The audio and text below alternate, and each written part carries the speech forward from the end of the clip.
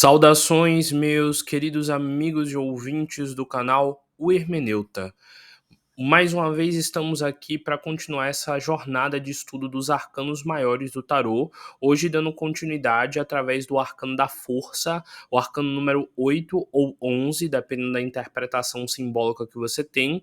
Lá para frente eu vou explicar melhor do porquê tem toda essa história de alternância do número entre o 8 e o 11. Mas se você está assistindo esse vídeo também com um contexto de estudo da numerologia, fica tranquilo, no final seria bom que você estudasse todos os arcanos maiores, então assista o 8, se para você ressoar bem, é também este número que deve ser trabalhado em ti.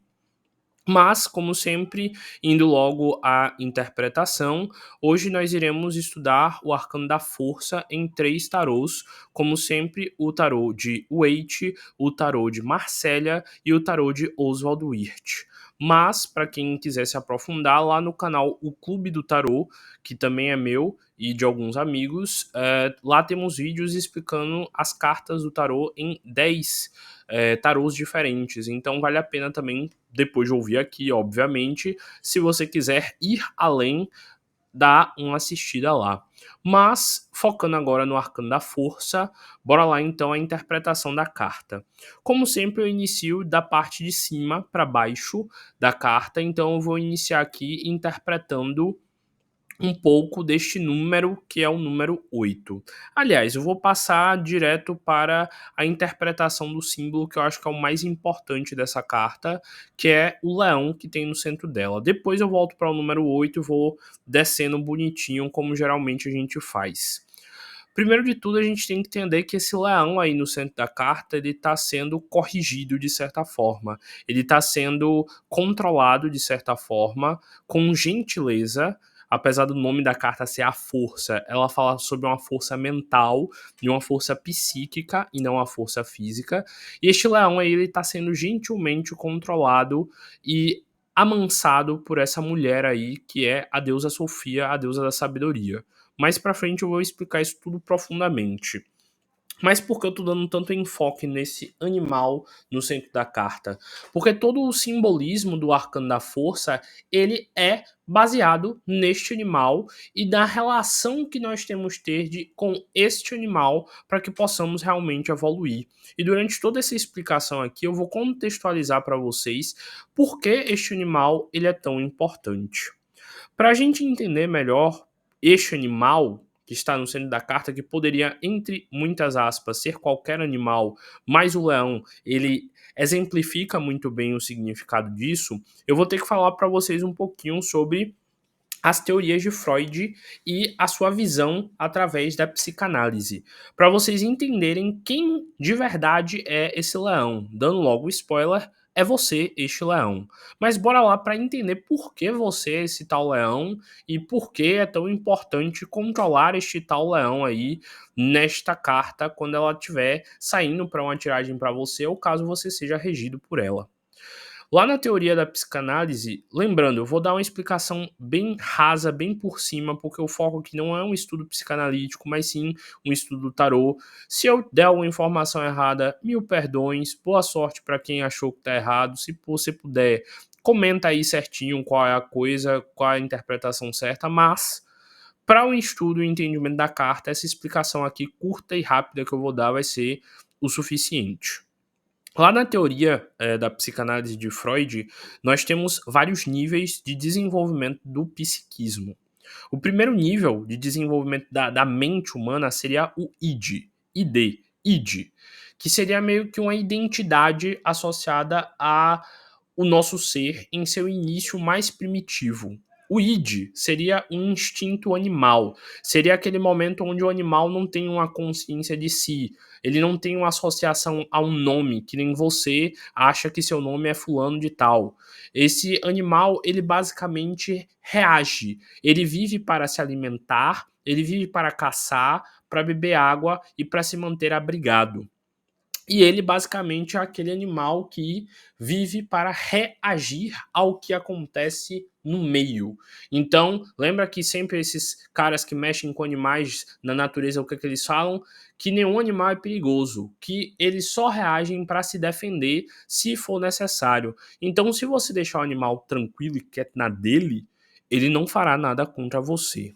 Então, o id seria a primeira estrutura que a criança tem lá no seu desenvolvimento durante a infância. É o id que faz o bebê recusar o limão azedo ou a comida azeda, e é o id que faz essa criança tipo acolher o leite materno, o carinho, o afago, a comida docinha e etc, etc. Então o id é esse instinto animal. E esse leão aí na carta, ele representa exatamente esse instinto animal que ainda existe dentro de nós. Porque apesar de nós esquecermos disso, nós somos animais. Animais ditos racionais, mas nós somos animais. Nós somos Homo sapiens. Nós somos macaquinhos ansiosos. Então, no fundo, você é ainda um animal. Você é um corpo que faz parte da natureza. Você se alimenta da natureza todos os dias através de legumes e frutas. Você toma sol para o seu corpo produzir algumas vitaminas, como a vitamina D. Você bebe água, você respira oxigênio feito pelas plantas. Então, você faz parte da natureza e você é um animal. Sim, você é um animal. Deixa você com fome para ver se você não fica com raiva igual um animal. Deixa alguém te estressando para ver se você não quer avançar que nem um animal. O que te impede são as próximas estruturas que eu vou explicar. Mas então, esse leão no centro da carta aí seria você nessa sua versão id. Seria você nessa sua versão mais animalesca, mais impulsiva, mais bateu, levou, mais ansioso ou ansiosa, querendo dar logo uma resolução à situação com celeridade. Então, em muitas das vezes que essa carta sair no tarô, ela vai representar uma pessoa muito ansiosa, muito aflita, querendo logo dar um resultado para uma situação que está pressionando ela, em vez de ter a maturidade de se acalmar, de relaxar para ela poder tomar a decisão certa. E depois do id, vem a estrutura chamada ego, que numa tradução mais literal seria eu. Inclusive, hoje em dia tem vários debates lá entre os psicanalistas que Freud nunca chamou o ego de eu mesmo, que foi um de tradução, e que era, na verdade, eu direto e não ego a palavra. Mas enfim, como a gente já conhece e já usa bem essa palavra, bora usar aqui a palavra ego, que significa eu.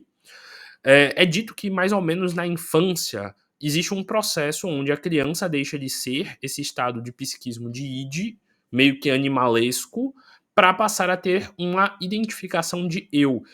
No caso, o bebê sabendo que ele é aquele que você chama o nomezinho e ele tem que responder. E no caso também a percepção daquele bebê de que ele é um ser no mundo. Tem uma forma de você perceber facilmente se aquele bebê ele já está na fase de construção da identificação do ego ou se ele ainda está, diríamos assim, no processo mais animalesco. É um processo de identificação que você pode fazer.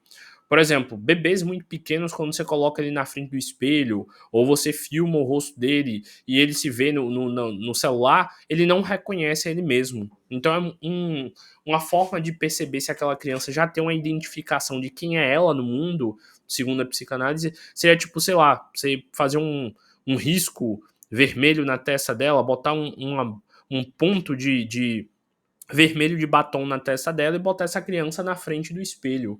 Se ela levar a mão até a testa e tentar limpar, é um sinal de que ela tem uma percepção de que aquele ser no espelho é ela e ela vai achar estranho porque aquele ponto tá ali, ela vai tentar brincar e limpar aquele local. Então ali é uma percepção de que aquela criança já tá começando a ter uma noção de eu, uma noção de que ela é alguém no mundo, de que aquele corpo é dela e geralmente ela já tem uma associação de que quando você fala o nome dela, ela presta mais atenção. Ou quando você se refere a ela, ela tem uma certa percepção, mesmo que ainda muito pequena. Então, de novo, esse leão é o id e esse leão também é o eu. O eu no sentido ego.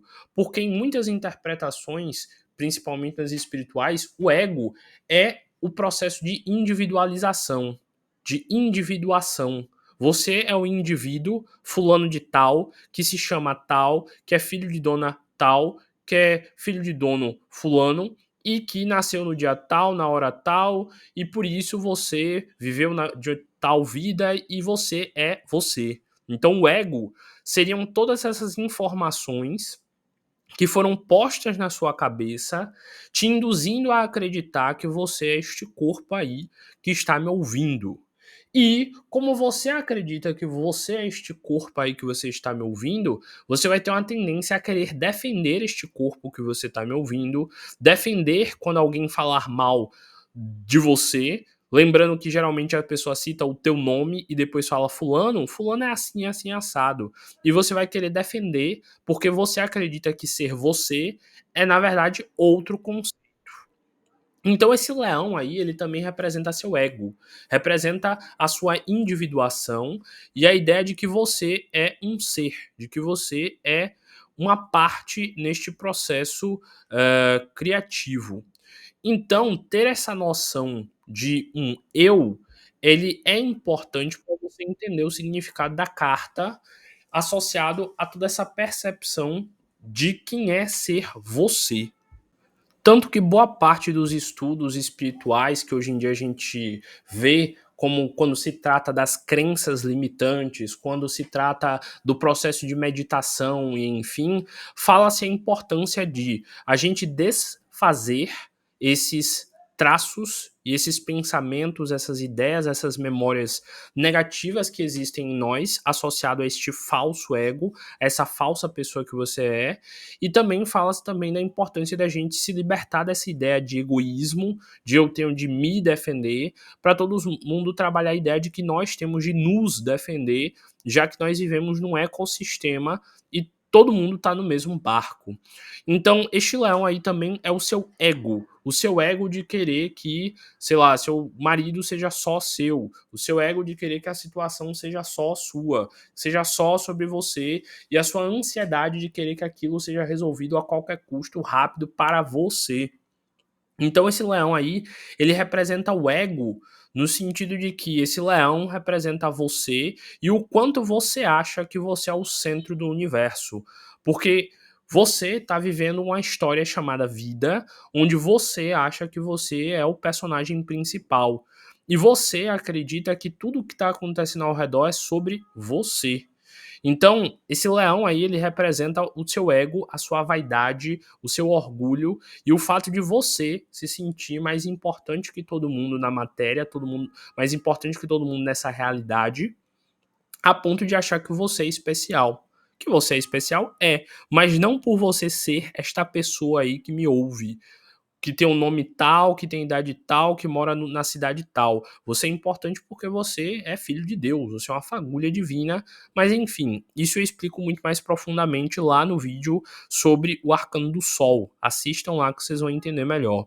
Mas esse leão aí, então, ele representa esse ego que seria, no caso, todo o seu desejo, toda a sua necessidade, toda a sua vaidade, tudo aquilo que você seja suprido em você, tudo aquilo que você acha que precisa acontecer para você se sentir feliz, para você se sentir realizado, e tudo isso que faz você ter uma individuação.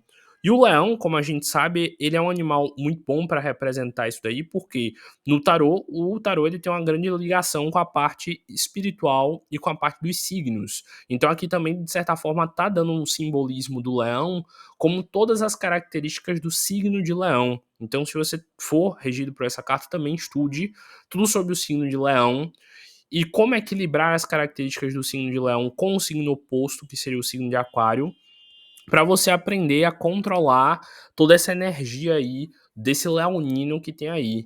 E também o leão aí, ele tá aí porque o leão é o mais alto nível trófico. Lá, quando você estuda biologia, você aprende sobre os níveis tróficos e o que cada animal alimenta. Tem um animal do menor nível trófico, que é o que, se eu não me engano, são os decompositores. Acima dos decompositores, se eu não me engano, tem os que se alimentam de plantas.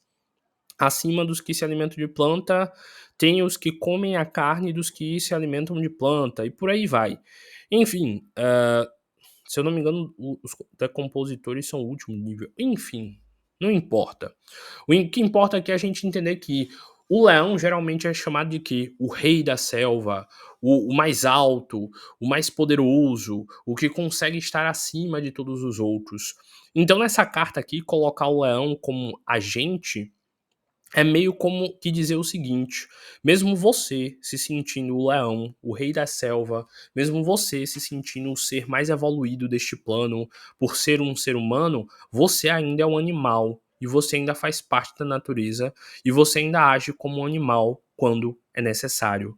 Então, a gente vê aí a formação do id, o lado animalesco, do ego, a sua individuação, achando que você é esse leão, que você é esse animal, e ainda a gente poderia citar rapidamente o alter ego, que seria a percepção das suas nuances, do que você acha certo, do que você acha errado, das diferentes personalidades, e também o superego, que seria o processo de você se sentir, por exemplo, culpado quando você faz algo errado e se sentir feliz e alegre quando você é bonificado por fazer algo certo. Então esse leão aí, ele representa toda essa parte animalesca e geralmente quando essa carta sai, ela dá a ideia de que a pessoa está agindo na situação de uma forma animalesca, que ela tá ansiosa, que ela tá estressada, que ela tá angustiada, que as emoções dela estão saindo do controle, que ela tá confusa, aflita e que a cabeça dela tá um caos exatamente por ela estar presa à expectativa animal em relação à situação. Se é uma relação de romance, de amor, de namoro, o seu lado animalesco de desejo sexual, de desejo físico, de desejo de posse pela pessoa, o seu ego de achar que esse namorado, namorada tem que ser só sua, só seu, o seu ego de achar que essa pessoa tem a obrigação de te amar, de ficar contigo, de você querer fazer amarração, de você querer prender essa pessoa, a sua ansiedade e vaidade de achar que você é melhor que todo mundo e que essa pessoa precisa ser sua de qualquer jeito. Tudo isso daí é esse leão aí no centro da carta. Se você tem dificuldade de se relacionar com as pessoas, se você acha que elas estão sempre te perseguindo, que elas estão sempre te atacando, de novo é este leão na carta. Por isso que ele tem uma interpretação tão profunda aqui nessa carta, e por isso que eu preferi quebrar o roteiro que eu sempre faço, que é explicar a carta de cima para baixo, para começar direto pelo leão. Porque agora que a gente entendeu este leão, todo o resto da carta vai ficar bem mais fácil de entender e bem mais interativo para se explicar. Só que aí é que tá, este é o pulo do gato, fazendo um trocadilho aqui com o fato de ser um leão, que a gente tem que parar pra pensar. O problema não é este leão ser um leão. O problema não são as emoções. A gente não tem que suprimir as emoções. A gente não tem que se tornar uma pessoa fria e calculista que não sente nada. A gente tem que aprender a integrar essas emoções de uma forma que elas sejam positivas a nós. Citando novamente Freud, Freud tem um conceito chamado sublimação, sublimação do ego. A sublimação é quando a gente transforma, lá na química, na física, enfim, por exemplo, um cubo de gelo diretamente em gás, vapor. Só que na ideia de Freud, sublimação seria, por exemplo, você transformar uma sensação negativa sua em uma positiva. Por exemplo, vamos dizer que você tá com raiva e você quer socar a cara de alguém, você quer brigar alguém, você quer ir pra cima dessa pessoa porque seu chefe te falou alguma coisa, porque alguém te deu um desaforo, etc, etc. Segundo Freud, para você fazer uma sublimação dessa raiva, seria bom você fazer muito exercício físico. Sai para correr, sai para pedalar, vai para academia, pega todo o peso e transforma esse ódio, essa raiva em exercício físico. Porque aí você estará sublimando, transformando uma sensação e um sentimento ruim em positivo. Você tem que transformar os seus sentimentos em motivação. Ah, lá no trabalho tem uma mulher invejosa que diz que eu faço tudo errado. Então agora eu vou fazer o meu melhor trabalho do mundo. Eu vou fazer todo mundo ver o quão eu sou um excelente profissional. E eu vou dar na cara dela, porque todo mundo vai me elogiar e vai mostrar a ela que eu sou boa assim e ela vai pagar a língua dela. Então aí, ó, percebe a inversão, a transformação, a sublimação? Este leão aí, ele não é um problema. A gente não tem que calar a boca dele. A gente não tem que sufocar esse leão. A gente não tem que dar um mata-leão igual o golpe do jiu-jitsu.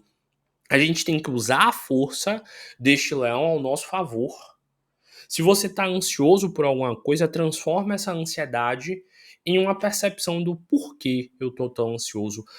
E eu acho que eu preciso tanto disso para ser feliz? Por que eu preciso tanto do amor dessa pessoa? Por que eu estou preso a essa pessoa e quero tanto ela, desejo tanto ela? Tô falando isso porque geralmente essa carta ela cai muito em perguntas associadas ao campo amoroso, ao lado emocional, ou então a ansiedade de você abrir uma empresa sua, de você abrir um negócio seu e do resultado que vai ter. Então esse leão aí, ele não é algo que a gente tem que ignorar, que a gente tem que apagar, que a gente tem que fingir que não existe, ou é o grande vilão da carta. O fato da gente não estar utilizando da forma correta essa emoção e não estar canalizando ela da forma correta, aí sim que se encontra o problema. É nesse local que a gente está falhando e por isso que a gente está em descontrole emocional e por isso essa carta vem nos ensinar essa tarefa. Então, agora sim, voltando para a interpretação da carta de cima para baixo, a gente vê primeiro esse símbolo que tem acima da cabeça da Sofia. Esse símbolo aí se chama Lemniscata. Olha que nome bonito e sensual.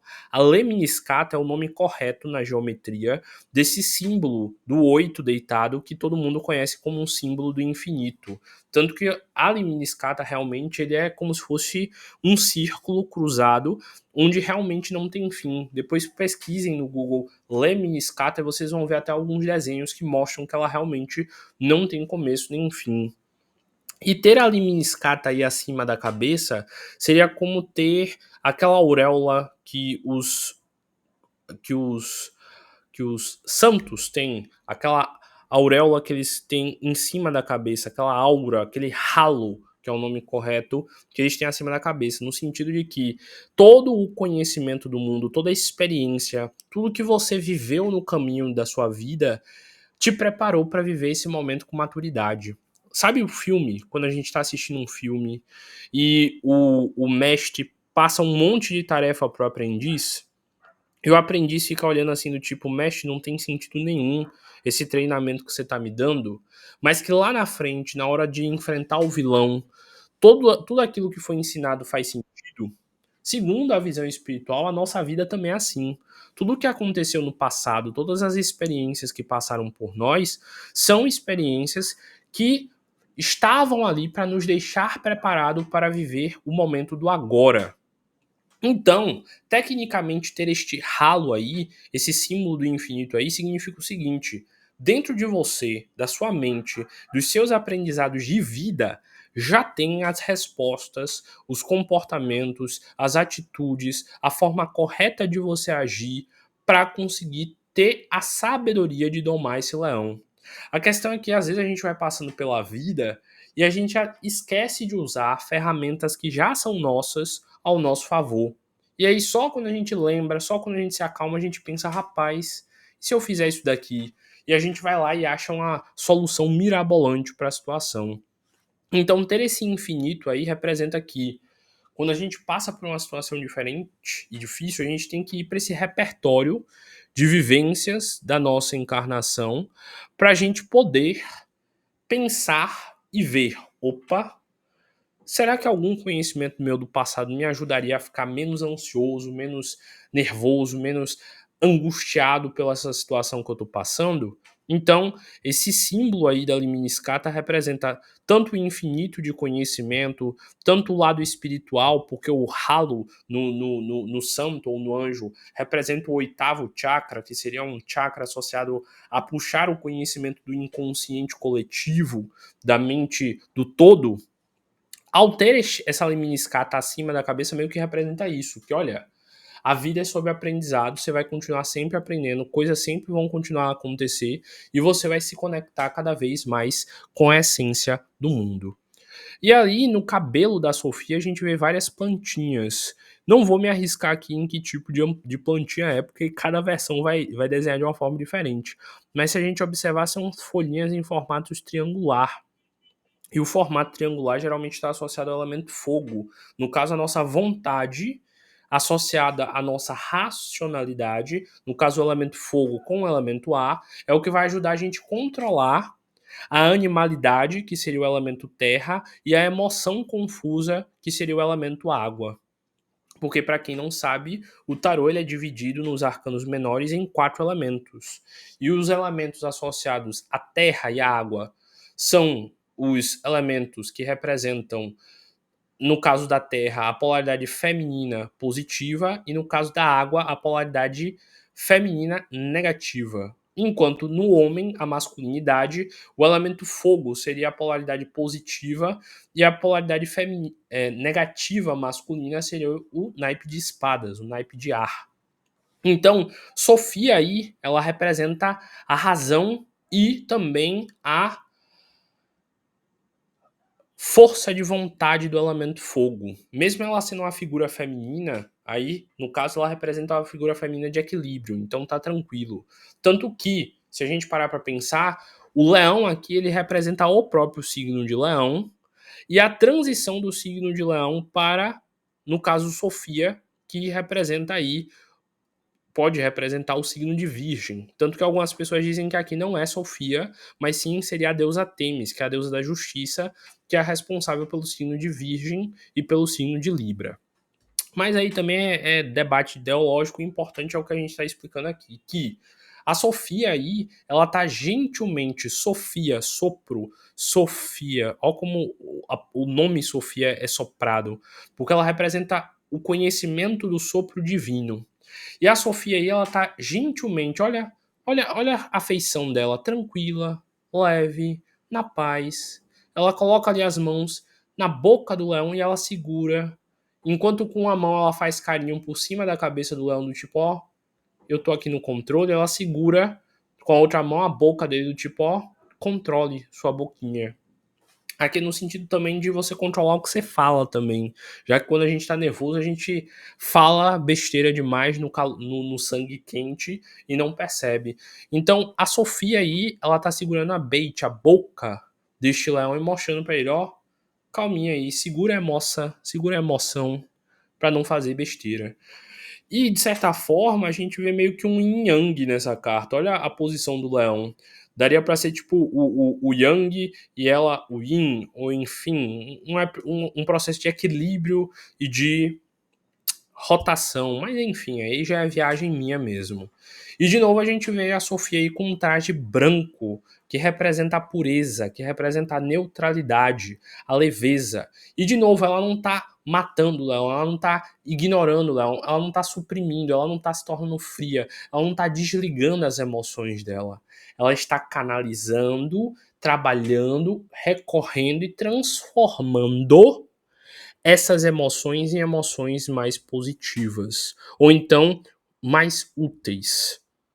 Porque é através dessa sublimação que a gente chega na verdadeira evolução. Tanto que se vocês observarem ali no plano de fundo, vocês vão ver várias plantinhas, várias árvores. De novo, relembrando que nós fazemos parte da natureza, nós somos a natureza, mas temos essa mania de nos achar mais superiores e achar que a gente pode sair cortando tudo, matando tudo da vegetação, da fauna, da flora, e achar que não vai dar em nada. Então percebam aqui, essa Sofia aí, ela representa o lado racional, representa o nosso lado lúcido, representa o nosso lado de conhecimento, de estudo, que consegue segurar o ímpeto da raiva, que consegue segurar o ímpeto do sentimento.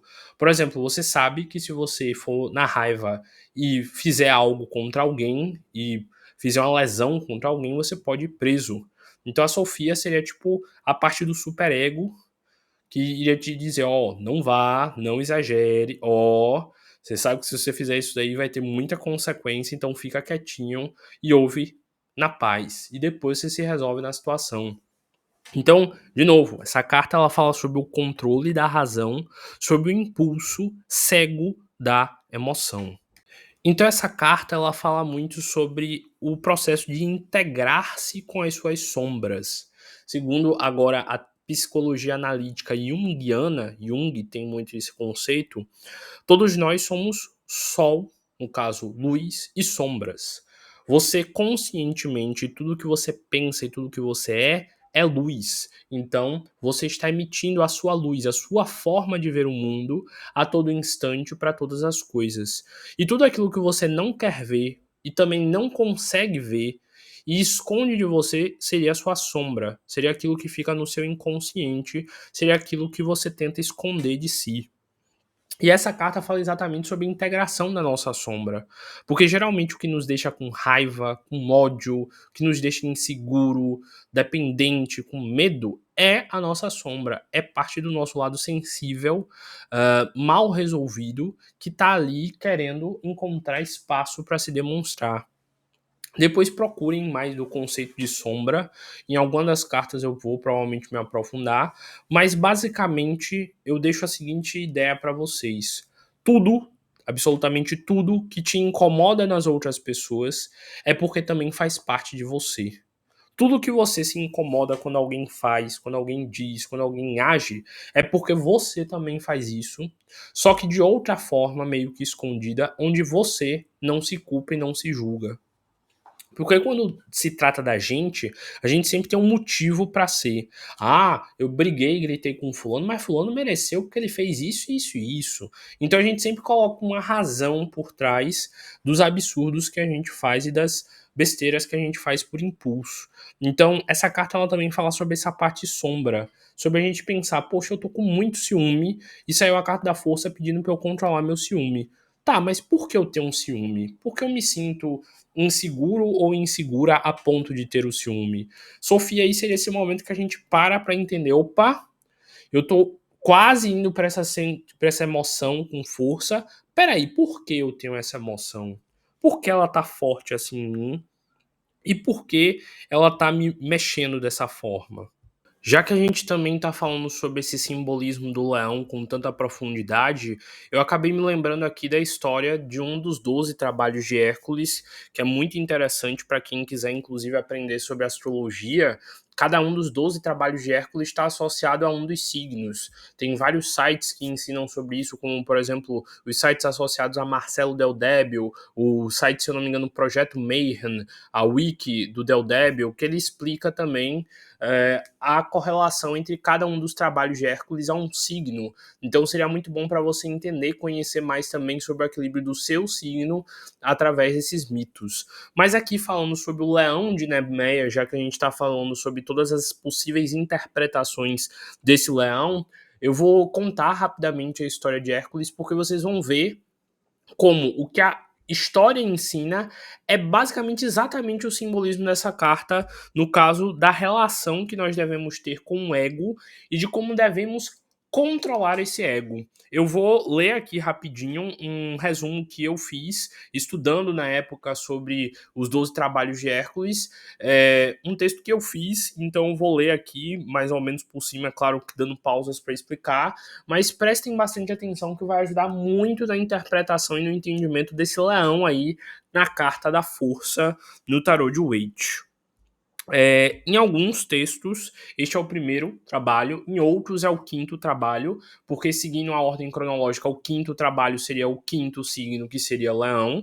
Então, pode ter momentos aqui que eu cite como se fosse o primeiro trabalho, porque na parte dos mitos, às vezes cita como se fosse o primeiro trabalho, mas vai ter momentos que eu vou falar que é o quinto, mas pouco importa, o que importa é o conteúdo. Bora lá.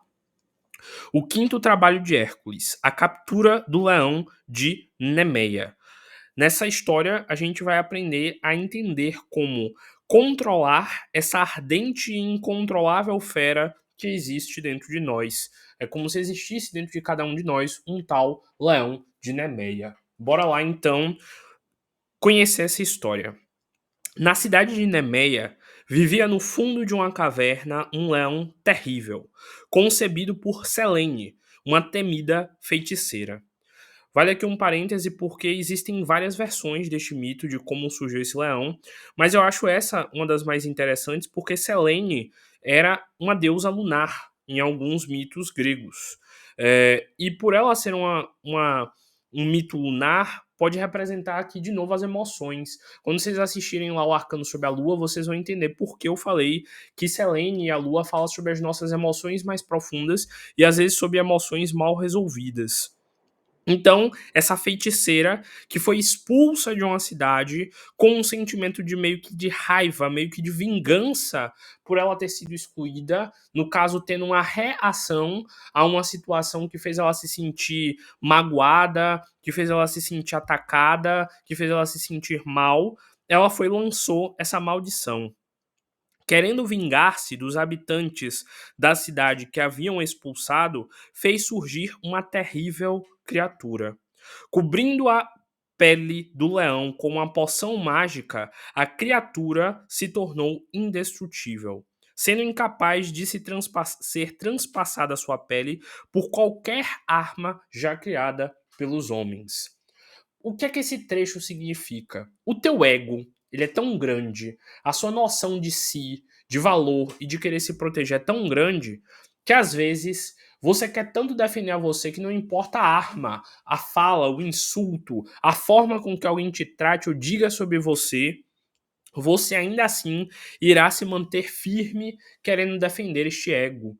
Tanto que um dos processos mais difíceis no processo da evolução espiritual é exatamente a gente abandonar essa coisa que a gente acha que é a gente, essa personalidade que você acha que é ser você e neutralizar esses aspectos negativos que foram postos sobre a sua psique, sobre o seu espírito.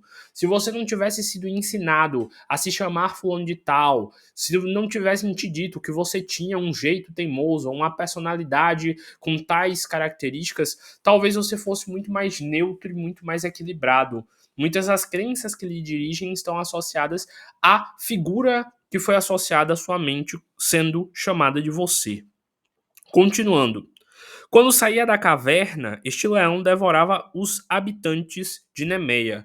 Lembrando aqui, esse leão, que é o ego, ele mora dentro de uma caverna, nítida alusão à caverna de Platão e toda aquela história de como nós precisamos olhar para dentro de si, como todas as respostas estão realmente dentro de nós. Não vou explicar aqui o mito da caverna de Platão, porque todo mundo está cansado de saber, mas vale a pena vocês pesquisarem. Qualquer coisa, procurem no canal A Casa do Saber, tem vídeos excelentes explicando sobre Platão, tem um professor excelente lá. Continuando, quando saía da caverna, este leão devorava os habitantes de Nemeia. Você quando insulta alguém, quando ataca alguém, você quando toma uma atitude precipitada e machuca alguém, você está sendo esse leão de Nemeia. Assim, padecia a cidade com a fúria de Selene. No caso, esse emocional ferido, essa vingança, esse desejo de querer fazer as pessoas pagarem por aquilo que elas fizeram. A gente quando tá ansioso, a gente quando tá angustiado, a gente quando tá com raiva. E aí volta aqui a história. No Olimpo, vários heróis eram instruídos pelo centauro Quiron. Lá no mapa astral tem o nosso Quiron, também é uma boa interpretação para vocês pesquisarem depois. E dentre eles se destacava Hércules, um dos filhos de Zeus.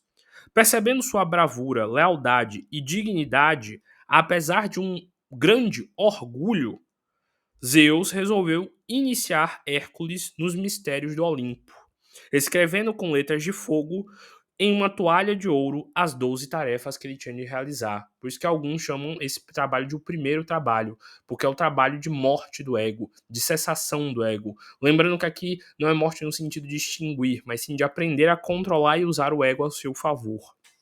Então, lembrando, nessa própria história aqui diz que Hércules era muito orgulhoso, era muito egóico. Então essa história aqui não é só sobre Hércules matar um leão animal, mas sim sobre matar o leão que existe dentro dele próprio. Todos esses mitos, eles são simbólicos, e a gente tem que se atentar a isso na hora da interpretação.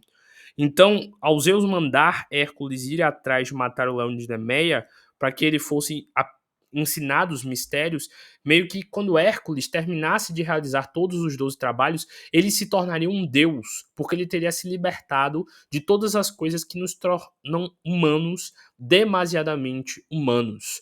Por isso que quando você se livra do ego, do orgulho, da vaidade, enfim, você se torna mais próximo de Deus, porque você está deixando as características que te fazem ser humano.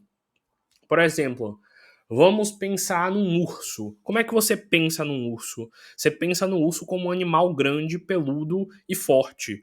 Agora vamos pensar num urso sem pelo. Vocês já viram foto de um urso sem pelo? Às vezes tiram foto na internet, quando algum urso fica doente, raspam o pelo todo. Parece outro bicho irreconhecível, mas de forma alguma um urso. Então, ter aquela pelagem é uma característica que define o urso como sendo urso. Mas o urso é um urso só por causa do pelo? Não. Então ele é algo além deste pelo. Então agora eu te questiono, você aí que tá me ouvindo, provavelmente você, se eu perguntar quem você vai me dizer um nome. Mas se eu tirar esse nome de você, você vai continuar existindo? Vai. E aí eu vou te perguntar, tá, mas então quais são as suas características? Você vai me dizer, ah, eu sou, sei lá, irritado. Eu tenho pouca paciência. Se você se tornar uma pessoa paciente, você vai deixar de existir? Ah, eu sou uma pessoa muito calma. Então, quando você tá irritado, não é você ali. Então, se a gente for apagando várias dessas coisas que você associa e define como sendo você, você ainda vai existir? O processo de meditar, de se autoconhecer, de perceber suas crenças, basicamente é isso. Limpar coisas que foram postas na sua mente com uma definição associada a ser você. Continuando aqui a leitura do mito. O primeiro trabalho iniciático seria matar o leão de Nemeia. Indo em direção a Nemeia, Hércules tentou entender o motivo dessa tarefa tão simples. A gente geralmente acha simples controlar o nosso ego, controlar a nossa vaidade. Às vezes a gente nem percebe o quanto este ego, essa personalidade, ela nos gera comportamentos distoantes, comportamentos que nos mantêm no atraso sem evoluir. Sem falar também que isso aqui é uma manifestação clara do orgulho de Hércules, do tipo, poxa, como é que Zeus me mandou uma tarefa tão fácil, matar um leão?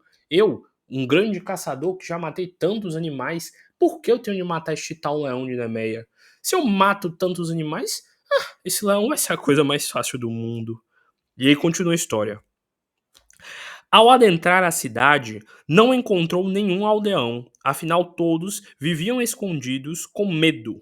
Mas, após andar por vários caminhos escuros, a sua própria mente, o seu próprio inconsciente meditando, encontrou à sua frente, com toda a sua fúria, o leão de Nemeia, que rugiu de uma forma voraz que ensurdecia um humano comum. Isso aqui é o nosso ego ferido, é a nossa vaidade, é a gente se sentindo atacado e como a gente ruge, como a gente defende, como a gente briga quando alguém te ataca. Se eu falar pra você olhando na sua cara, com o dedo na sua cara, você é mentiroso, como é que você vai reagir? Você vai querer gritar, brigar comigo, ir pra cima de mim pra se defender. Então esse leão aqui rugindo é isso. É o seu ego envergonhado querendo reagir ao ataque que você fez a ele. De novo, o conceito de sombra junguiana que eu falei lá atrás. Continuando. Mas, ao invés de fugir, como todos os homens faziam, Hércules bateu com sua clava no chão e foi em direção ao leão, que, com temor à reação, fugiu até uma caverna. Então, o nosso ego, quando ele é realmente confrontado, e quando você olha para o seu ego e você diz, você é ruim, mas eu sou pior, fazendo uma brincadeira, seu ego foge. Ele se acoa e ele tenta se esconder em motivos. Ah, mas eu sou assim por causa disso e disso e disso. Eu não tinha uma má intenção. Tentando se manter no erro e defender o seu próprio erro. E aí continua o texto dizendo o seguinte. Ele fugiu para uma caverna, de novo inconsciente, de novo se escondendo lá dentro de si, tentando fingir que não, aquilo não é verdade. Ao encontrar a caverna, Hércules entrou decidido a matar a criatura com inúmeras armas. Então ele pensou, não, porque agora eu tô evoluído, eu oro, eu medito, eu faço ressonância, eu faço não sei o quê, eu uso arquétipo, blá blá blá, eu fiz hipnose, não sei o quê, blá blá blá, porque eu tenho ferramentas, eu faço radiestesia, eu não sei o que, não sei o que, eu limpei minhas crenças limitantes, naquele ego de quando a gente está começando a estudar espiritualidade e acha que já é alguém só porque aprendeu umas ferramentazinhas. Não estou dizendo que essas ferramentas não são úteis, não funcionam, não ajudam. Estou dizendo que nós ficamos vaidosos achando que só porque a gente aprendeu uma coisinha, a gente é dono do mundo. Ah, porque eu limpei o campo, porque não sei o quê. Ah, porque eu tomei ayahuasca e blá blá blá blá blá, que blá blá blá. E enfim, no final a gente fica mais orgulhoso e mais egóico e mais vaidoso, se achando melhor que todo mundo, porque a gente entende de espiritualidade. Então, matar o leão de Nemeia, no caso, controlar o leão de Nemeia, é algo que a gente vai fazer eternamente. Então, muito cuidado, porque quando a gente começa a estudar espiritualidade, a gente começa a se sentir muito vaidoso e muito orgulhoso. Continuando. Por isso que está dizendo aqui, ó. Hércules entrou decidido a matar a criatura com inúmeras armas, todas essas ferramentas que eu citei que a gente acha que vai finalmente extinguir o ego. Só que o que realmente extingue o ego é o que a maioria das pessoas não faz. Adivinha? Meditar todos os dias com foco e constância. Continuando. Ao se aproximar do fundo da caverna, ele percebeu o leão vindo lentamente em sua direção.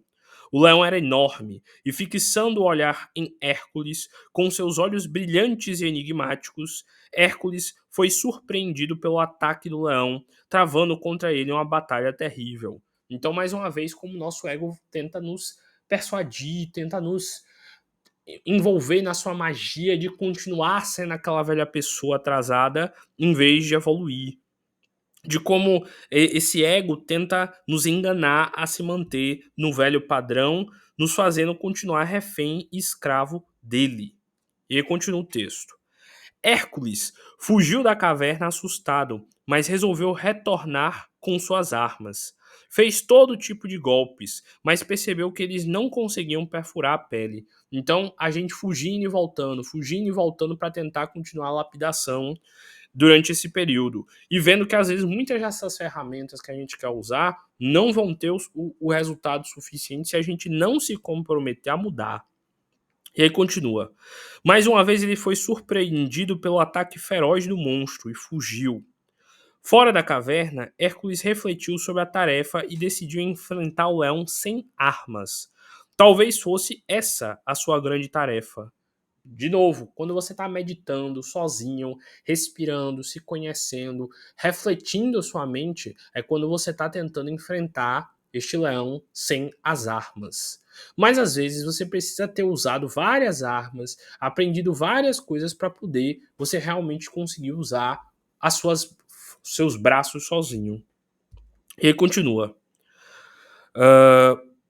Usar a sua razão em lugar de sua força, porque ele estava tentando golpear com força, com espadas, arcos, enfim. E usar as armas também é uma forma de tentar fugir do enfrentamento real que está na raiz do problema, que é o ego, que deve ser desfeito através da meditação.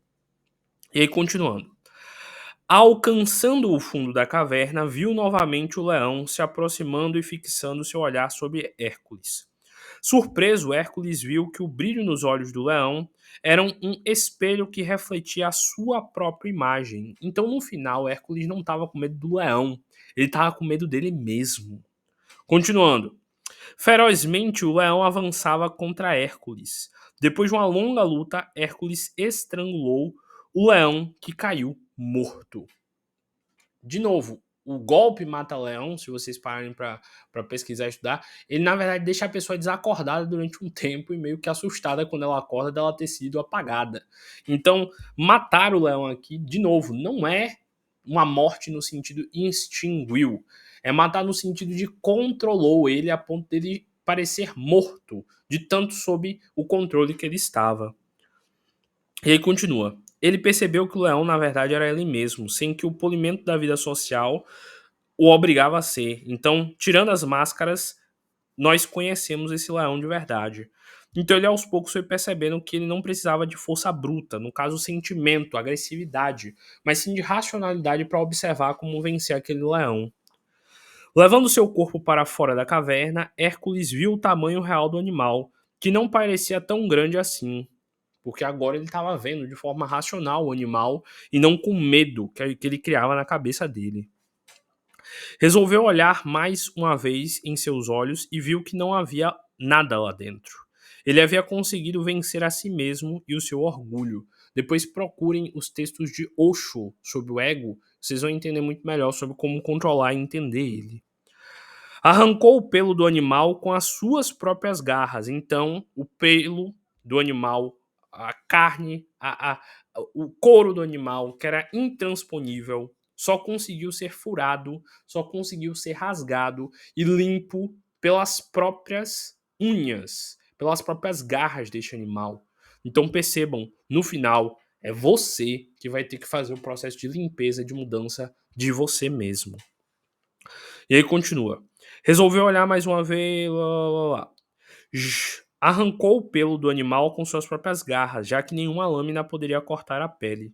E dela fez uma túnica que tornou indestrutível. Então, observem, ele arrancou a pele do animal e ele transformou essa pele do animal numa roupa que deixou ele ainda mais forte. Porque agora não era o leão que controlava ele, era ele de dentro do leão que rugia a sua própria força. E com a cabeça fez o capacete, com a cabeça do leão que passou a usar sempre em todas as suas tarefas, para sempre lembrar que a força nunca deveria superar a razão. A luta de Hércules ou Heracles com as feras representa a constante luta que temos para conter a nossa fera interior, o nosso potencial de vencer o instinto através da razão, da criatividade. E tudo aquilo que eu já falei sobre o id, o superego, o alter ego, eu acabo repetindo aqui no texto. Então, eu não vou dar continuidade aqui à leitura, porque eu já expliquei bastante, mas vale aí a gente perceber mais uma vez que até neste mito aqui de Hércules, a gente vê com profundidade essa relação entre o quão é importante ser racional, calmo, respirar, meditar antes de se deixar levar pela impulsão das emoções. De novo, a gente vê aí a Sofia controlando gentilmente esse leão e mostrando a ele quem é que manda. Mas voltando aqui ao simbolismo dos elementos que nós vemos aí na carta, a gente pode ver também que a Sofia aí ela está adornada com várias ervas. Em principal, algumas ervas na região da cabeça. Essas ervas aí elas me lembram muito o costume das guirlandas que no período de Natal a gente coloca na porta de casa, porque era muito comum as pessoas unirem halos, círculos de ervas de proteção. Então era muito comum você colocar algumas ervas como, sei lá, arruda para limpeza, para proteção, alfazema também para limpeza e proteção, ou então ervas cheirosas para mulher ficar mais agradável, mais cheirosa. Era muito comum utilizar ervas que ajudassem a abrir também os chakras, ervas que depois poderiam ser defumadas.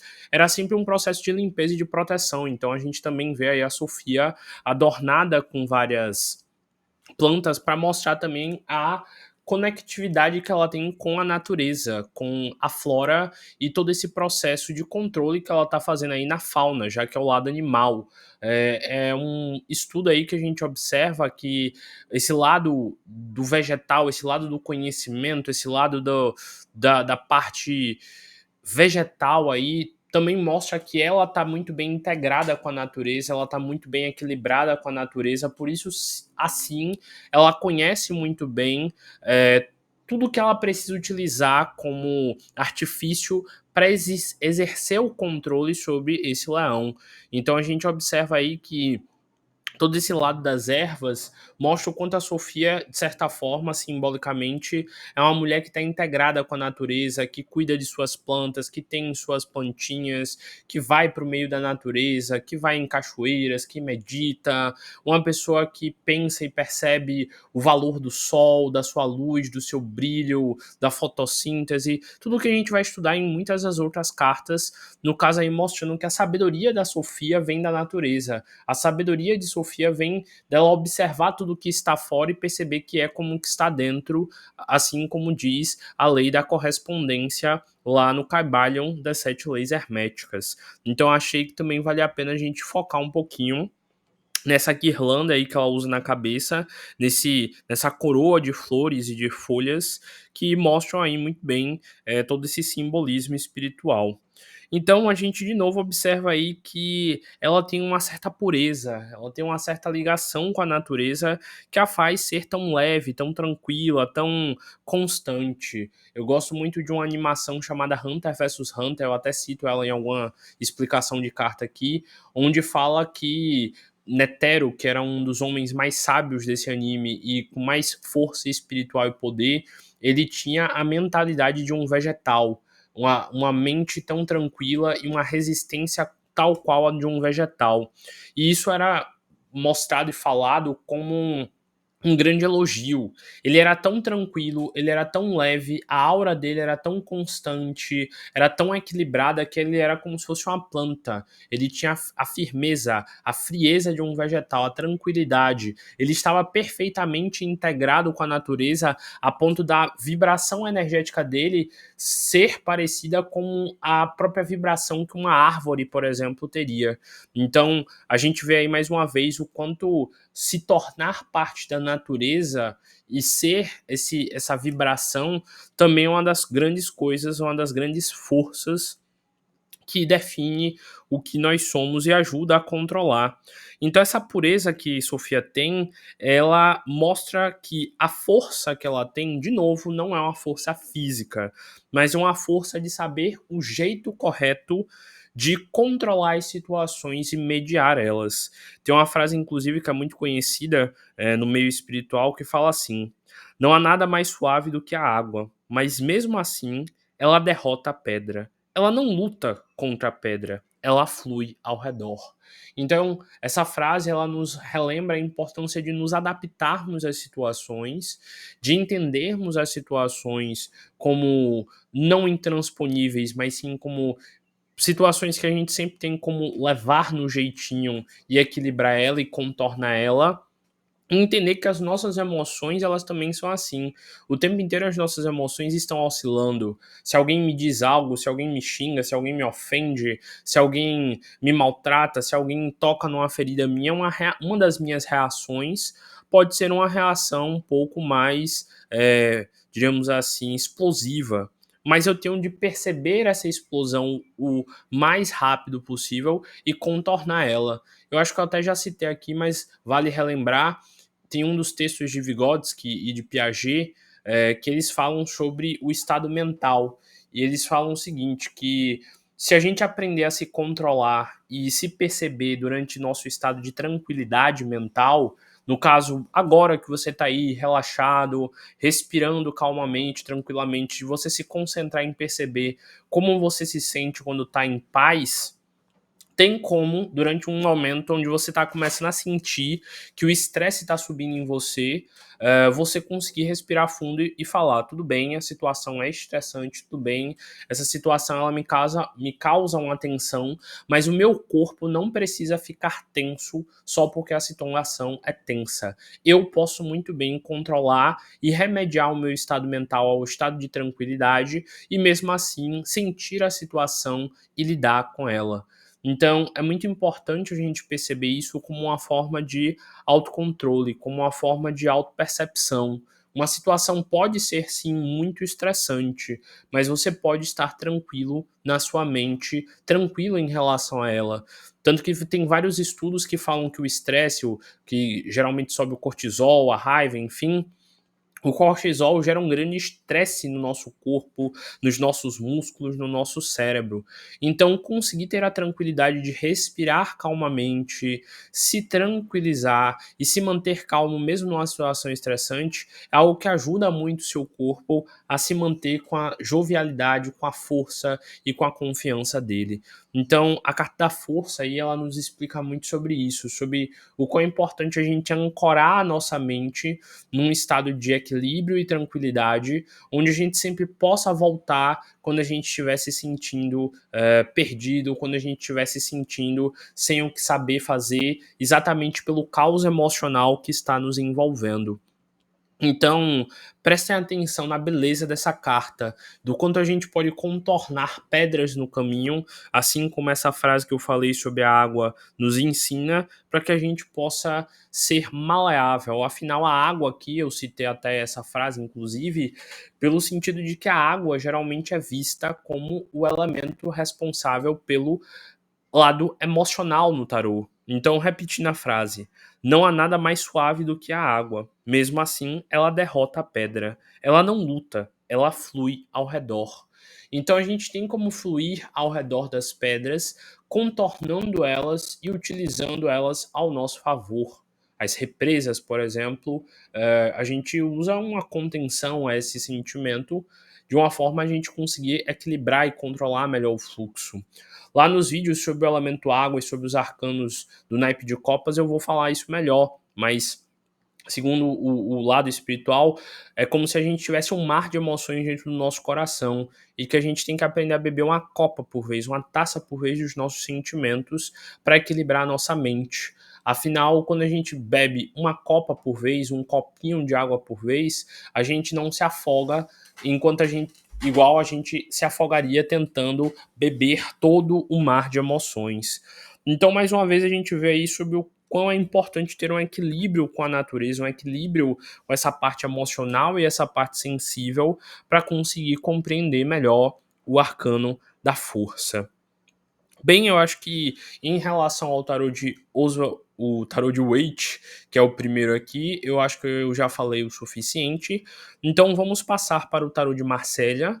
Agora a gente vai estudar um pouco mais a numerologia, afinal o tarô de Marsella, ele, dependendo do tipo de tarô, diz que essa carta, na verdade, a carta da força seria a 11, e eu vou explicar por que tem essa alternância numerológica, e depois do tarô de Marsella a gente vai passar para o tarô de Oswald Wirth. É muito importante eu explicar essa diferença numerológica, porque provavelmente algumas pessoas chegarão a esse vídeo buscando entender sobre numerologia e por serem regidas pelo número 8. Então vai ser muito interessante vocês entenderem melhor por que disso.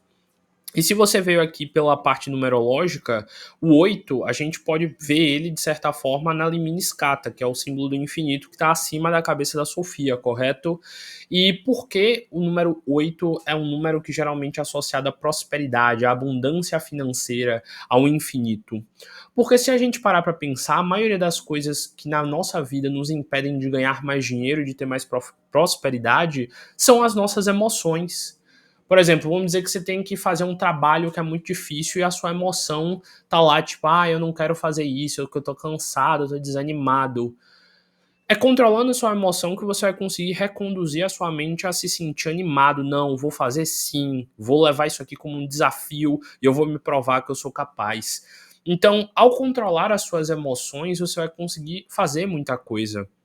Tanto que uma das coisas que mais também faz a pessoa progredir na vida é o salto temporal, que a gente realiza isso através do controle das emoções. Tem vários experimentos que fazem com crianças dizendo: olha, vou colocar um doce aqui na sua frente. Você pode comer ele, mas se você esperar 5 minutos, você vai ganhar 2 doces desse. E a maioria das crianças acabam comendo o doce logo, em vez de esperar mais 5 minutos. A vida é igualzinha. A gente às vezes se esperasse mais um pouco, se controlasse mais as nossas emoções, se a gente tivesse um pouco mais de controle sobre a nossa impulsividade, a gente poderia evitar, por exemplo, relacionamentos que tiram o nosso foco emocional de fazer o nosso dinheiro. A gente pode controlar, sei lá, impulsividades que possam fazer a gente perder o nosso dinheiro com, sei lá, apostas ou jogos. Enfim, o controle emocional ele é indispensável para quem quer ter desenvolvimento financeiro, porque é através do controle emocional que você vai ser capaz de fazer as coisas que a longo prazo te darão verdadeiros ganhos. Por exemplo, se você quer, sei lá, estudar para um concurso, é com o controle emocional de todos os dias estudar, fazer questão, se dedicar, que você vai conseguir lá na frente passar na sua prova. Enquanto que se você não tivesse autocontrole emocional e mental, você pode se dispersar fazendo várias coisas que não são associadas ao seu verdadeiro objetivo. Então é muito importante, de novo, a gente perceber que a numerologia da força, o número 8 aí, tem uma impressão muito forte em relação a que o fato de que a maioria das pessoas que perdem de ganhar o dinheiro, de fazer as coisas que trariam dinheiro, exatamente por falta de controle emocional.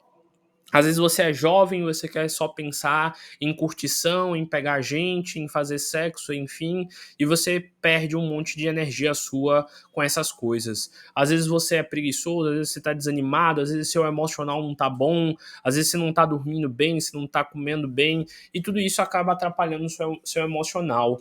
E obviamente você vai acabar tendo uma performance muito diferente exatamente por isso.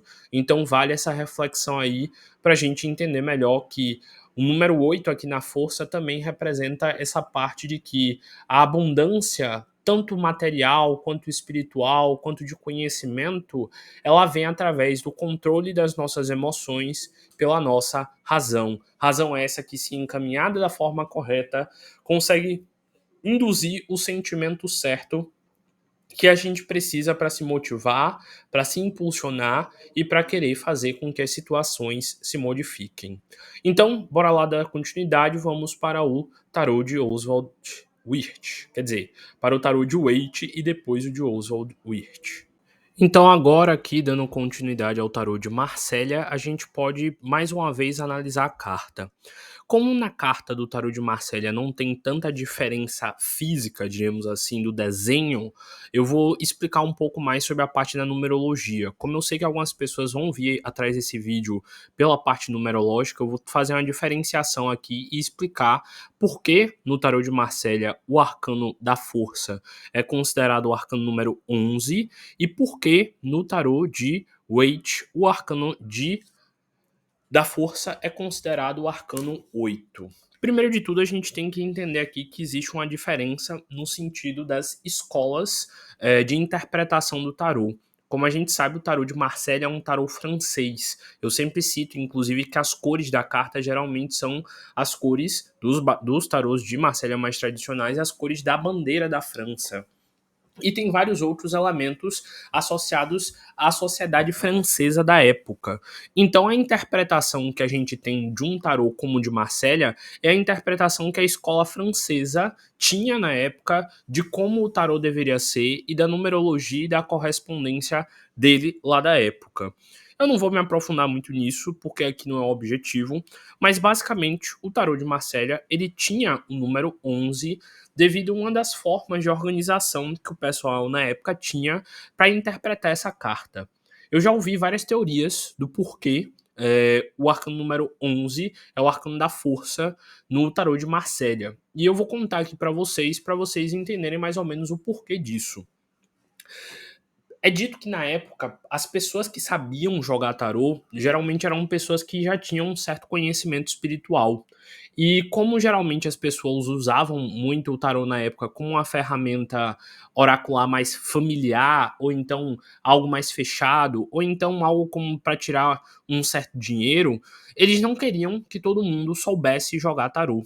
Então, era muito comum a tradição de jogar tarô ser algo dentro de famílias, como a gente vê, por exemplo, em muitos filmes sendo retratadas as famílias ciganas, sabendo muito jogar tarô. E como os ciganos eram peregrinos, eram nômades, eles sempre saíam passando pelas cidades e as pessoas tinham todo um misticismo associado à ideia de que, poxa, aquele cigano vai ler através das cartas o meu futuro, e eles pagavam quantias a esse pessoal para fazer essas tiragens. E também é dito que geralmente as pessoas que sabiam também tarô sem ser eles eram pessoas que eram iniciadas em alguma das ordens esotéricas, as ordens espirituais que se tinham na França lá na época. Durante algum tempo eles foram também muito perseguidos, então eles tinham várias formas de determinar e de garantir se eles poderiam confiar ou não no iniciado. Então eu já ouvi falar, por exemplo, que a forma trocada aí do arcano 8 com o 11, no caso da força, era uma troca proposital que era feita para quem era neófito, para quem era profano, diríamos assim, profano. Quem era de fora da ordem, para que essa pessoa aprendesse, entre aspas, da forma errada e assim ela fosse testada. Como assim, Francisco? Não entendi. Vamos dizer que a gente está participando de uma ordem e essa nossa ordem ela tem, sei lá, 10 graus. e você foi iniciado no grau 1. Você está começando dentro dessa ordem. Provavelmente, os membros mais experientes da ordem iriam te ensinar o tarô, caso você fosse aprender tarô nela, com algumas cartas trocadas e com algumas cartas erradas.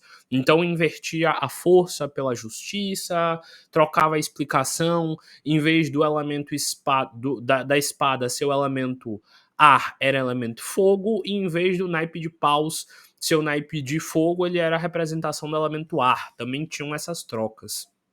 E aí, você, do grau 1, era ensinado dessa forma invertida, errada e trocada.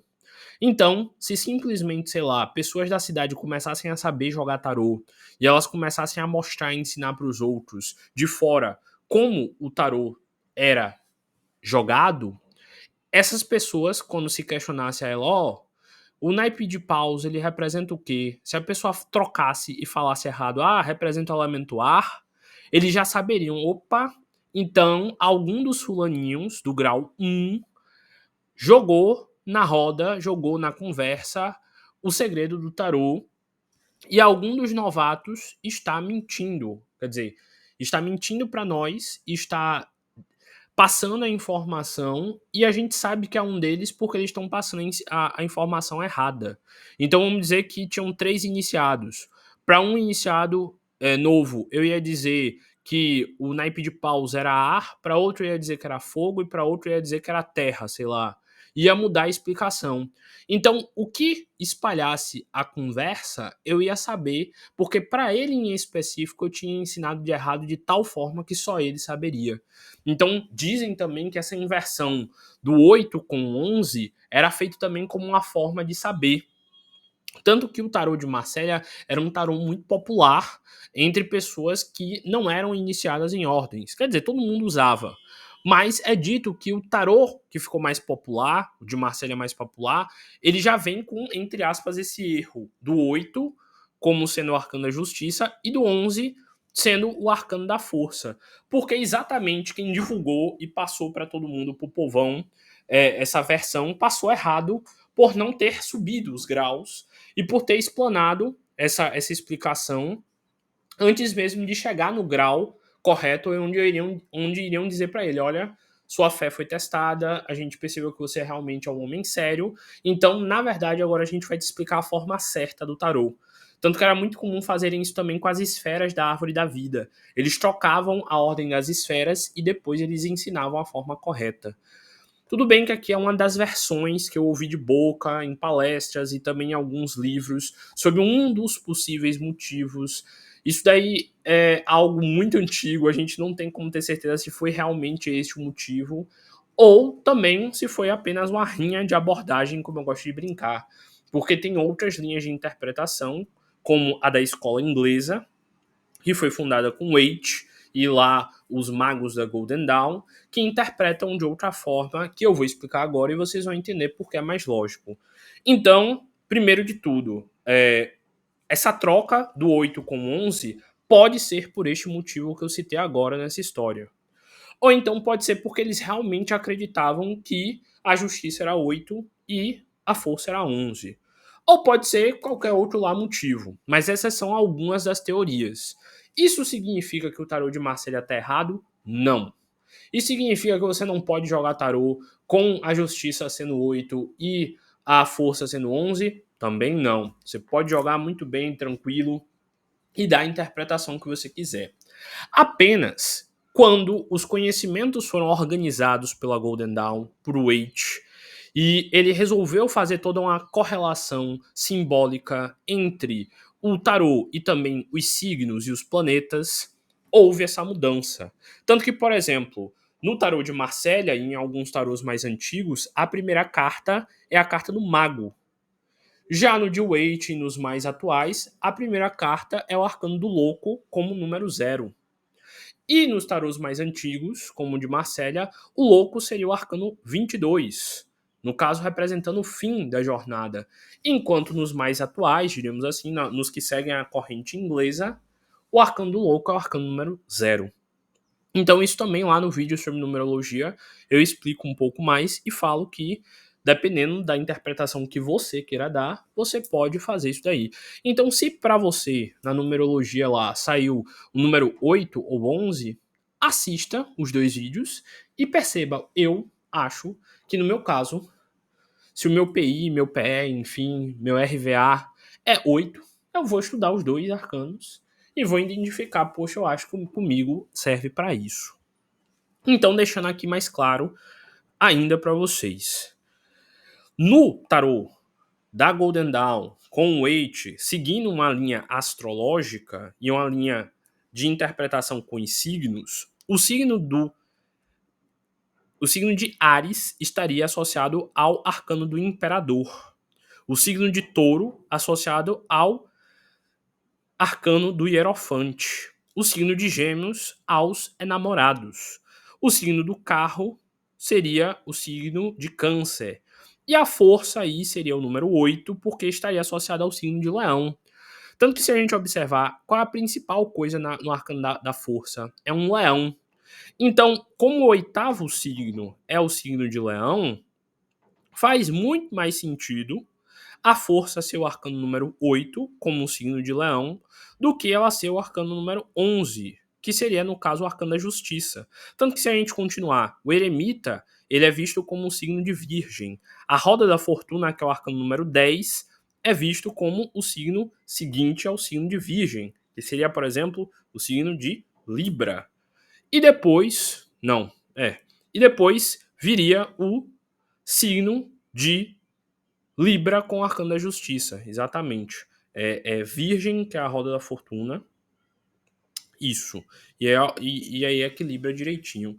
Então, seguindo essa métrica, o arcano número 11 passaria a ser o signo de Libra na astrologia, e o arcano da força passaria a ser o signo de Leão. E aí se equilibra direitinho. Fica muito mais organizado. Então, só repetindo para ter certeza que ficou bem claro. O signo de Áries seria o arcano do Imperador, o signo de Touro seria o arcano do Hierofante, o signo de Gêmeos seria o arcano dos Enamorados, o signo de Câncer seria o signo de o arcano do Carro, o signo de Leão seria o arcano da Força, o signo de Virgem seria o arcano do Eremita. E aí pula-se o arcano da Roda da Fortuna e continua com o arcano da Justiça como sendo o arcano número 11 e o signo de Libra, o signo de Escorpião, o arcano da Morte, o signo de Sagitário, o arcano da Temperança, o signo de Capricórnio, o arcano do Diabo, o signo de Aquário, o arcano da estrela e o signo de peixes como sendo o arcano da lua. Essa é uma das interpretações. Alguns falam sobre a via seca, a via úmida, eles explicam a diferença, por que se pula a roda da fortuna. Tem também outras explicações que, por exemplo, eu já vi interpretações onde, na verdade, Áries seria o signo o arcano do Hierofante. E eles mudam. No caso, Touro seria o arcano dos enamorados. Eu já vi escolas, como por exemplo, se eu não me engano, a Eubiose, elas interpretam assim, elas mudam, elas colocam Áries como o arcano do Hierofante e não o arcano do Imperador.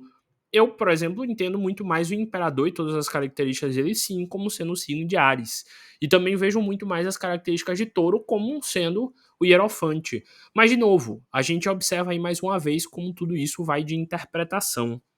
Então, resumindo muito, essa correção, se é que a gente chama de correção, já que, como eu falei, depende da sua interpretação, pode ser que a outra forma esteja certa e essa esteja errada, o 8 ficaria mais organizado como sendo o signo de Leão e o arcano da força, e o arcano da justiça ficaria mais organizado como sendo o signo de Libra e sendo o arcano número 11. Então, dê a interpretação que você preferir, mas eu entendo que a escola inglesa com Waite faz bem mais sentido, porque eu tenho toda essa vibe ocultista e de estudos astrológicos e tudo mais. Mas se você quiser seguir o de Marcélia, também tudo certo, vá na fé e aprenda. O importante é você interpretar segundo a sua forma. Mas voltando agora ao arcano em si, o arcano da força no tarô de Marsella, bora a interpretação do simbolismo da própria carta. Bem, não tem muito o que me aprofundar aqui de diferente. Como eu já falei, as cores estão associadas à bandeira da França. Também já expliquei, a principal diferença aqui é que, em vez de lá, como no Eight, tem uma lemniscata, o símbolo do infinito perfeitamente desenhado, aqui essa lemniscata ela está escondida nesse chapéu que essa mulher usa. Tanto que o chapéu sempre foi um símbolo associado como se fosse uma antena de conexão com o plano espiritual. Tanto que alguns usam kippah na região ali do coronário como proteção. Tem ritos de magia, ritos e escolas iniciáticas que usam chapéus como símbolo, chapéus. Esqueci, faltei nessa aula de português. Zoando. Também tanto que a gente vê nos desenhos, o Mago Merlin sempre tem um chapéu super pontudo, triangular, cônico, enfim. Então a principal diferença também é essa. E de resto, eu diria muito para vocês pararem para sempre refletir em relação ao arcano da força como sendo um arcano do tipo controla as tuas emoções e não deixa você se perder na sua mente devido à ansiedade. Então, eu digo muito a vocês aqui que o arcano da força para mim é um arcano que fala muito sobre aprender a lidar com o tempo, aprender a lidar com a passagem do tempo e com a ansiedade. E eu sempre cito, quando eu vou explicar essa parte do tempo, uma referência à filosofia alemã, que é um espírito do tempo, que se chama Zeitgeist. É dito que lá na filosofia alemã que, por estarmos brigados com o Zeitgeist, nós não conseguimos ter uma boa relação na vida com o tempo. Conta-se que na antiguidade a gente sim tinha uma amizade com o Zeitgeist. Por quê? Porque a gente tinha a hora certa de acordar, a hora certa de dormir, a hora certa de comer e a hora certa de fazer cada coisa. A gente acordava junto com o sol, então nosso ciclo circadiano era perfeitamente equilibrado. Começava a adentrar luz pelos nossos olhos, começava a se ser produzida a serotonina, nós acordávamos e começávamos a trabalhar, a caçar, a procurar alimentos, a perambular. E a gente já tinha tipo uma noção de tempo. Opa, o sol tá acesão, bonitão aí, vamos trabalhar, vamos fazer trabalhos físicos e manuais. Tanto que o deus Apolo sempre é referenciado como um deus do trabalho por isso, porque a luz solar trazia o momento de trabalhar. Tínhamos o horário certo de comer, sempre ao meio-dia, sempre o horário que o sol estava mais quente. A gente parava e dava uma pausa para comer, porque a gente já tinha trabalhado muito desde o momento que ele tinha nascido até o meio-dia. Nós tínhamos uma relação profunda com a terra. A gente plantava uma semente e a gente sabia que aquela semente ia demorar de crescer, que a gente ia ter que molhar, que a gente ia ter que adubar, que a gente ia ter que revolver a terra. Então a gente tinha uma relação com o tempo de entender que as coisas têm uma certa lentidão. Não que seja lento de verdade, é que aos nossos olhos humanos parece lento o tempo de crescimento de uma planta, mas ela está apenas no tempo dela. A gente tem esse mal aqui do século que é o estresse, a ansiedade e a depressão. Tanto que alguns falam que a depressão seria o excesso do passado. Você fica relembrando o passado, relembrando tudo que você vivenciou lá e querendo voltar para aquele momento de glória, achando que o seu presente é horrível. O, a ansiedade é vista como o excesso de futuro. Você fica pensando naquela viagem que você vai fazer no final de semana. Você fica pensando em quando o trabalho vai acabar, a hora que você vai voltar para casa. Então também é uma briga com o tempo. E o estresse é o excesso do momento do agora, do presente, que também às vezes te deixa super chateado. E Zeitgeist dizia o seguinte, que primeiro a gente tem que voltar a se conectar com a natureza e entender o tempo das coisas. Eu sou alguém que gosto muito de planta, então eu sempre vejo o ciclo de crescimento das folhas, das frutas, das minhas plantas e das árvores que eu plantei.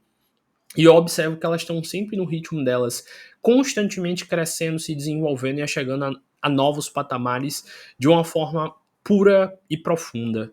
E Zeitgeist diz o seguinte, que para a gente aprender a se relacionar da forma certa com o tempo e controlar essa ansiedade, controlar essa loucura que as emoções nos geram, nós precisamos entender três princípios, diríamos assim. O primeiro, em relação ao passado. Segundo Zeitgeist, a gente só deve pensar no passado se for extremamente necessário, para lembrar o que aconteceu nele e evitar que as coisas aconteçam de novo. Então, o passado é uma forma da gente observar nossos repertórios. Quando eu vivia um tal relacionamento, acontecia isso, isso e isso, então vou pular fora desse daqui porque tá se repetindo esse ciclo. Quando eu fui nessa rua aqui que era perigosa de noite, eu fui assaltado. Então vou evitar essa rua de noite para que isso não aconteça de novo. Então o passado, ele tem várias informações para que nós evitemos de deixar isso acontecer de novo. Tanto que a gente observa aí que tempos em tempos os mesmos ciclos acontecem aqui no mundo, de guerras, de conflitos, de destruições, de paz e depois de conflito de novo.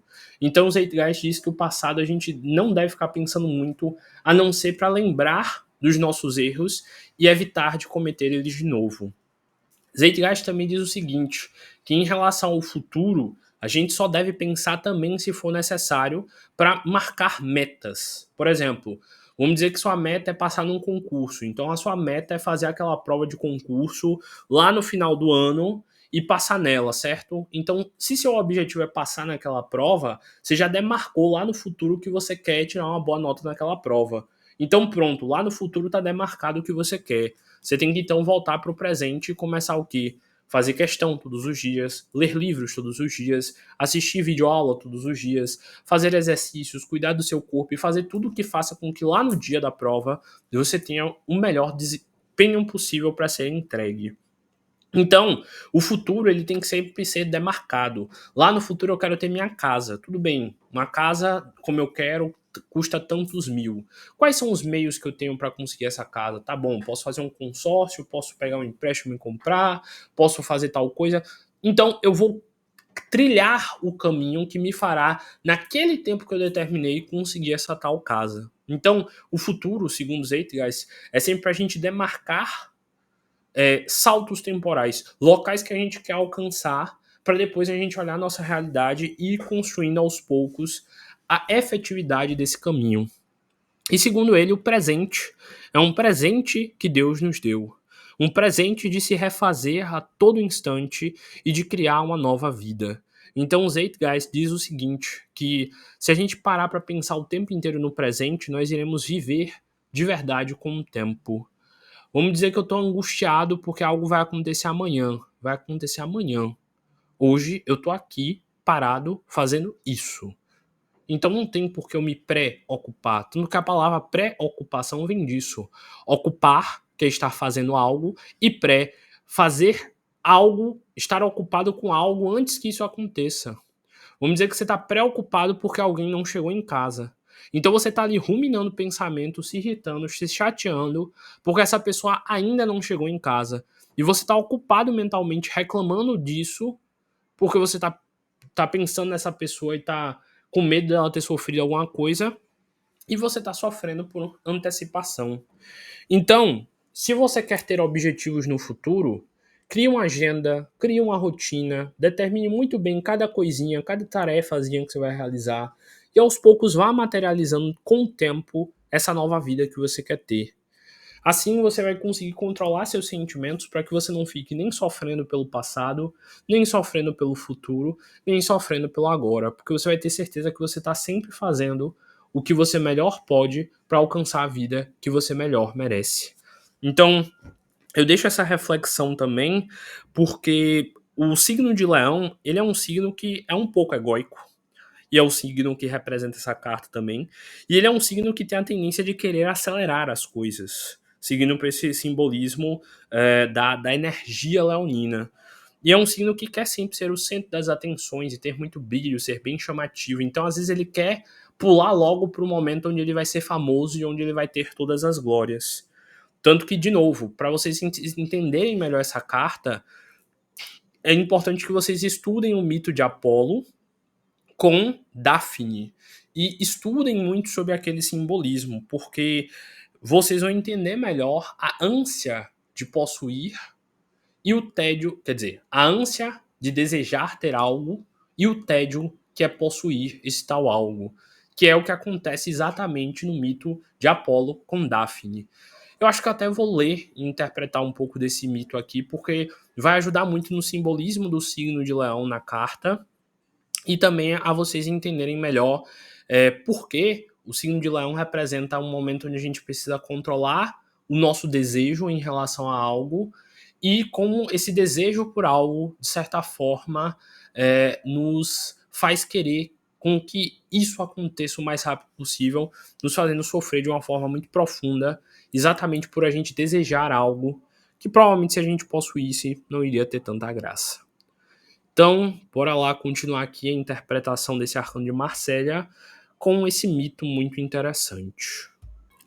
Aliás, eu vou fazer melhor. Eu vou deixar o texto completo sobre Apolo e Daphne nos comentários, porque é um texto longo, muito detalhado, onde eu explico muito sobre o Sol, sobre como usar a energia do Sol para a magia e outras coisas nos comentários, que vocês leem com calma e aprendem, já que esse vídeo já deve estar imenso. E eu vou passar logo para o tarô de Oswald Wirth. No tarô de Oswald Wirth a gente não vê muitas mudanças em relação aos outros tarôs. O Arcano da Força continua da mesma forma, tendo a Sofia aí no centro, ela tá com o cabelo dourado, que representa a nobreza, que representa o lado espiritual e que representa o nível de conhecimento que ela tem. Eu já expliquei para vocês em outros arcanos que o cabelo geralmente é visto como um símbolo que representa como se fosse uma antena para o divino, então ter uma antena dourada representa que ela tem uma conexão super forte com esse lado divino.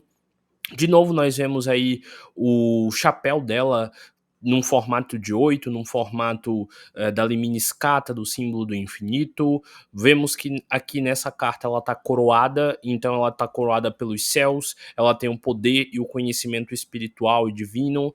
E o chapéu dela tem uma parte que tem meio que umas penas que podem representar o lamento ar, a leveza dos pensamentos dela, e do outro lado tá normal, lisinho, não faço ideia do que seja, brincadeira. Então, dá pra ver também que ela tá usando uma capa. Capas geralmente são símbolos de nobreza, de poder, de proteção e também de resguardar mistérios. No caso, os mistérios de todo o conhecimento que ela possui dentro de si. É uma capa vermelha, o vermelho, como vocês sabem, era uma tinta muito nobre, tanto que o pau-brasil veio daí, então representa a nobreza, a cor escarlate, o vermelho intenso mostra toda a sua luz, seu brilho, sua intensidade, e as cores aí que ela possui também é o verde, o dourado, o azul, todas as cores também simbólicas. O verde representa a natureza, o raio esverdeado, a energia de Rafael, a cura que ela de certa forma está realizando sobre as emoções dela através da racionalidade, enfim. O azul também representa a neutralidade, controle emocional, sentimentos e tudo mais. E mais uma vez a gente vê ela aí segurando a boca do leão, controlando ele. Nessa carta a gente vê um diferencial que meio que parece como se ela tivesse montada em cima desse leão, mostrando mais uma vez que ela tá domando as emoções dela, que ela tem total controle sobre esse leão.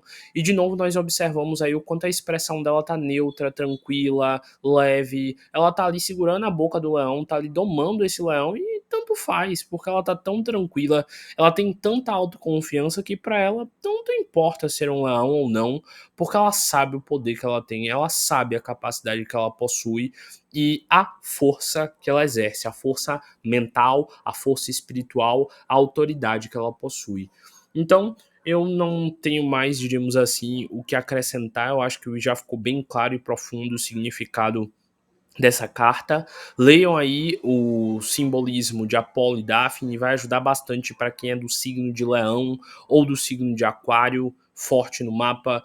É muito importante você conhecer esse mito para você entender como arquetipicamente as pessoas que têm esse signo buscam relacionamentos, porque pessoas de Leão e de Aquário caem na famosa maldição de Cupido, e porque essas pessoas tendem a ter grandes problemas na vida amorosa delas. E enfim, dou várias explicações que vão ser muito úteis para o autoconhecimento de todos vocês nesse texto que está aí nos comentários. De resto, como sempre, é uma honra ter passado esse tempo aqui com vocês, trazendo reflexões tão profundas. Tenho certeza que aqueles que usarem verdadeiramente esses conhecimentos encontrarão os caminhos que trarão o sucesso como a única possibilidade.